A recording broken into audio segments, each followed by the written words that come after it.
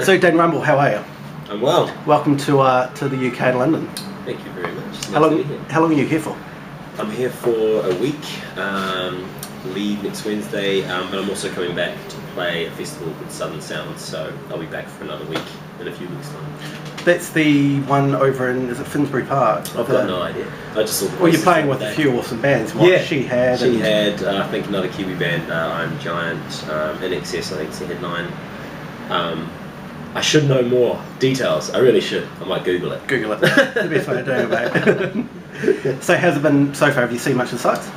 It has. It's been really, really cool. We've done a big trip so far. I've been over to the States all around, and this is both Ben and myself's first time to London.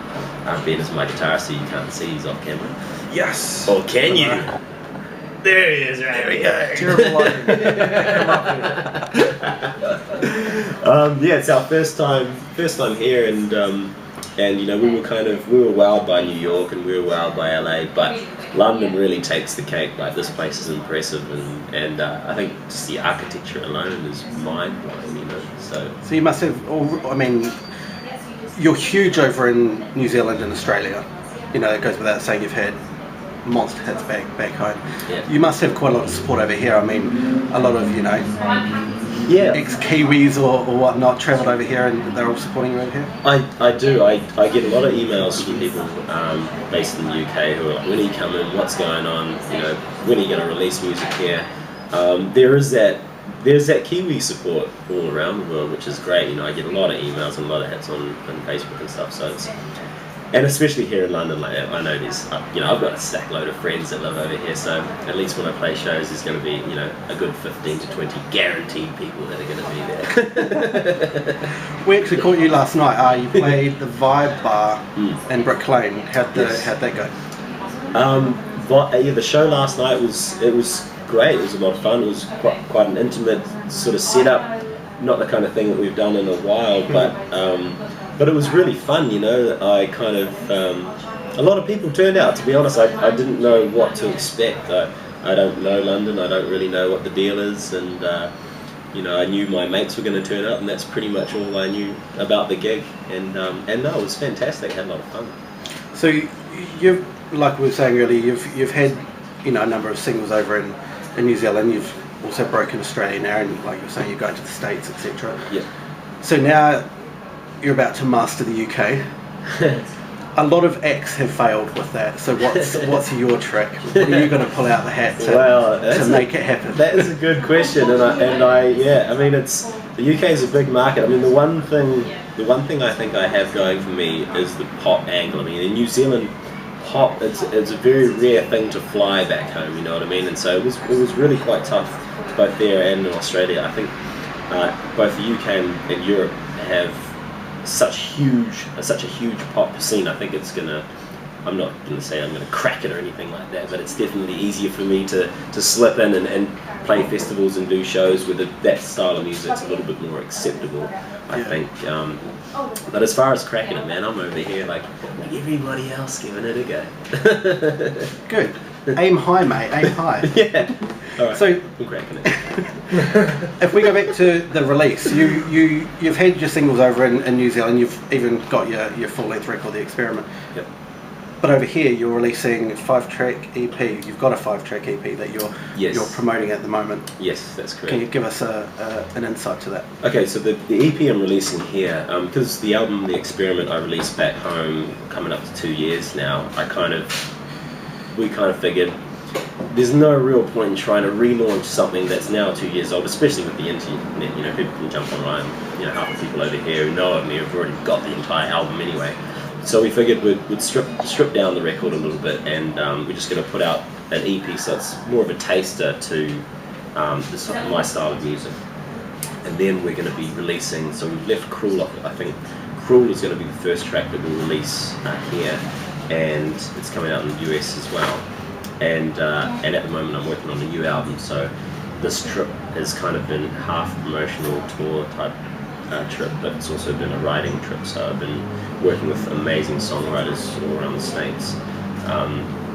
So it's pretty much just kind of leading into the new material that's coming up. Which actually leads me to another question I had, is about Cruel, actually. Oh yeah. My favourite song, fantastic track. Why is it not on the EP? EP. I think because it was the strongest single back home. I think as far as releasing the single was concerned, we wanted to do that separate from the EP. So put out the EP, people can buy it on iTunes, get a taste for it, then come out with Cruel, and then hit with new material and new record. That's the game plan anyway, according to the management. Sounds like a good plan.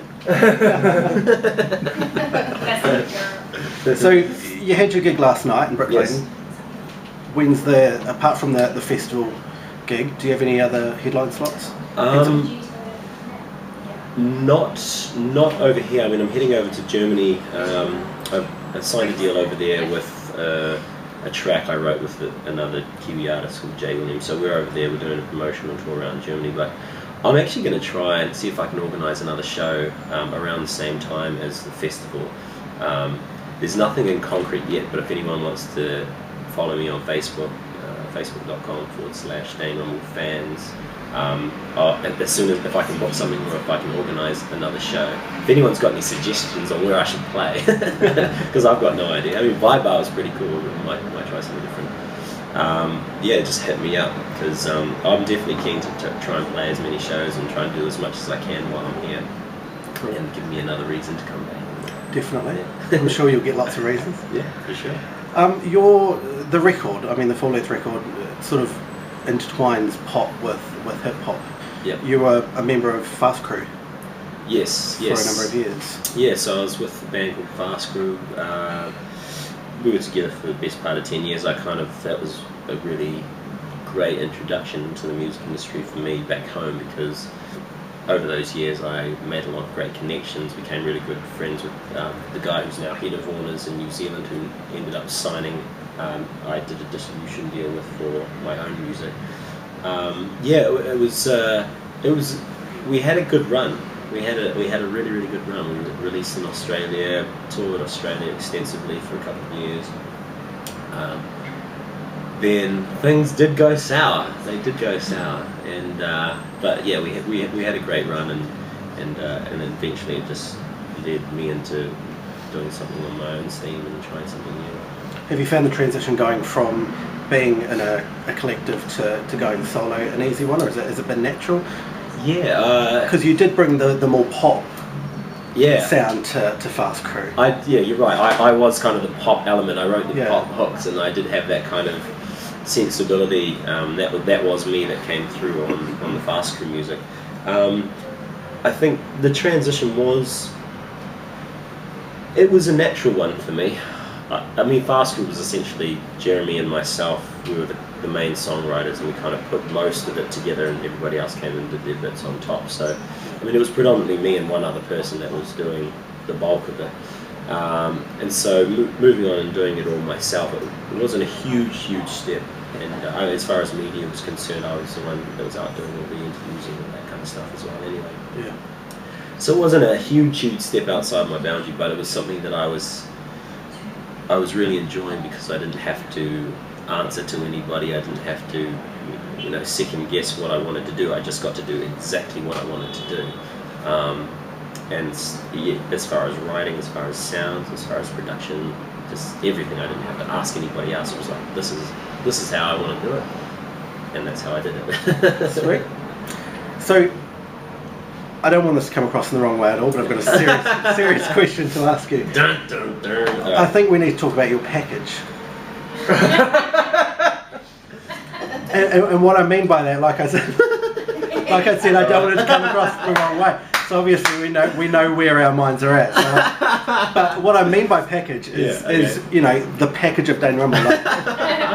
Nice. From the artwork to the videos, I mean they look like they all carry a pretty weighty price tag. So yeah. Do you have much involvement with the? Do you have control over your own image? I do. I'm the creator of the package. I guess.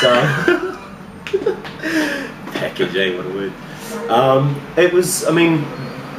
Back home, it's you got to do it yourself. You can't rely on anybody else. And the industry back home it's really small. Everybody's kind of helping everybody else out. I'm a graphic designer. I was a songwriter for a number of years as well, so I was heavily involved in all the graphic side of things. Ivan, who shot all my videos, both him and I would come up with the concept, and so I was there every step of the way from beginning to end for all the videos. And the package, it's interesting it being described as a package. I would just do things how I thought they needed to be done, and it wasn't me trying to put this thing together. It was just like, that looks cool, let's do that. And it works. Yeah, it definitely works. Yeah, it's quite impressive. It's it's very striking. Everything that's involved with your package is very to the point. Yeah. I said you could ask a dirty question. Hey, you threw me. I don't fail. So what's next? Where do you go to from here?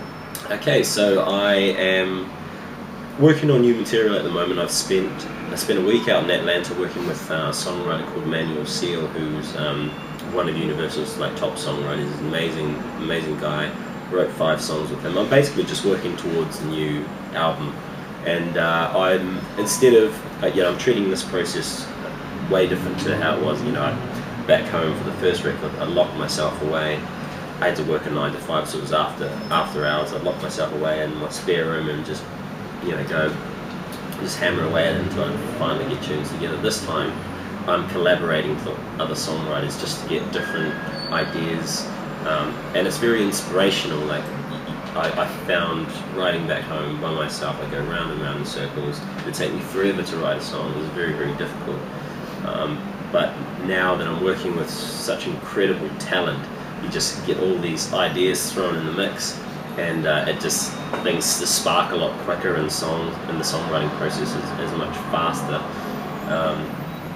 So that's kind of what I've got on the go at the moment. I'll be working with a few guys over here. I go back home, and then I move to Sydney. Don't tell any Kiwis that.